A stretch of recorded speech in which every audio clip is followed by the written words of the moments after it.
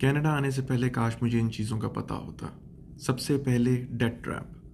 आप यहाँ पे आते हैं, आके आप अपना पहला बैंक अकाउंट खोलते हैं, साथ ही आपको बताया जाता है कि जी आप एलिजिबल हैं as a newcomer to Canada एक क्रेडिट कार्ड के लिए।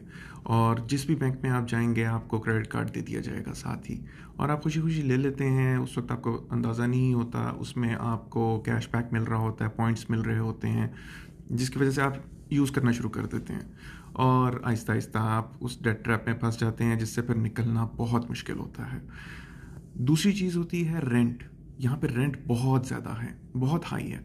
आपने एक बेडरूम अपार्टमेंट अगर लेना है तो आपको कम से कम $2100-2200 का मिलेगा। अगर आपने बेसमेंट भी लेनी है तो आपको $1700-1800 की कम से कम मिलेगी पर मंथ, जो कि आपका तकरीबन 50 to 60% ऑफ योर सैलरी होगा। जॉब मार्केट यहाँ पे बहुत ज़्यादा इस वक्त मुश्किल हुई हुई है। आपको जॉब अगर लेनी है, आपको मीनियल जॉब्स जो जिस तरह से कोई सर्वाइवल जॉब्स जिनको कहते हैं वो आपको मिलेंगी, गिग्स मिल जाएंगे आपको छोटे मोटे वेयर हाउसेस में और मुख्तलिफ रेस्टोरेंट्स के अंदर। इस तरह की जॉब्स आपको मिलेंगी। आपको प्रॉपर जॉब मिलना बहुत मुश्किल होता है, इनिशियली कुछ टाइम लग जाता है। ग्रोसरी प्राइसेस यहाँ पे बहुत हाई हैं। आप कोई भी चीज़ ग्रोसरी की लेने जाएंगे घर के लिए, आपका बहुत ख़र्चा होगा। यहाँ मिसाल के तौर पे आपने अगर ब्रेड लेनी हो तो वो $3-4 की तकरीबन आपको एक ब्रेड मिलेगी।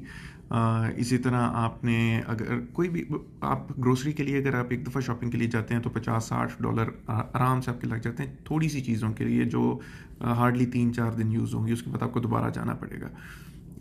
सेविंग्स यहाँ पे कोई नहीं होती, बहुत मुश्किल होता है सेविंग्स करना। जो कुछ भी आप कमाते हैं वो यूजुअली आपका लग जाता है एसेंशियल्स के ऊपर। टैक्सेस यहाँ पे बहुत हाई हैं। आप अगर $5000 भी महीने का कमाते हैं तो आपके टैक्सेस कट कटा के तो आपके हाथ में जो पैसे आएंगे वो तकरीबन महीने के 3.5 से $4,500 आएगा, इससे ज़्यादा नहीं आएगा। उसके अलावा जीएसटी यहाँ पे है बहुत हाई, 5% से लेके 15% है डिफरेंट प्रोविंसेस में और मुख्तलिफ़ चीज़ों के ऊपर।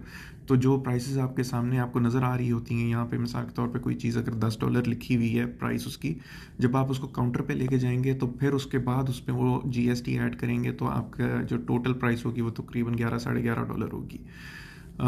उसके अलावा यहाँ पे ठंड बहुत ज़्यादा है। सर्दी इतनी शदीद होती है जो 6 से 7 महीने तकरीबन सर्दी के यहाँ पे गुजरते हैं। उसके बाद मौसम अच्छा होता है, गर्मियाँ बड़ी अच्छी होती हैं, लेकिन सर्दी बहुत शदीद होती है। अगर आप किसी ऐसी जगह से आ रहे हैं जहाँ का एनवायरनमेंट जो है वो मॉडरेट है या गर्म है तो यहाँ पे एडजस्टमेंट जो है वो बहुत मुश्किल होती है। कुछ टाइम लग जाता है एडजस्ट होने में। ये कुछ चीज़ें थी जो मैं बताना चाहता था, काश मुझे पहले पता होता। आप लोगों के लिए अगर आप मूव करना चाह रहे हैं तो इन चीज़ों को ज़रूर स्टडी करके इन पर प्लान बना कर यहाँ पर मूव करें। टेक केयर, अल्लाह हाफ़िज़।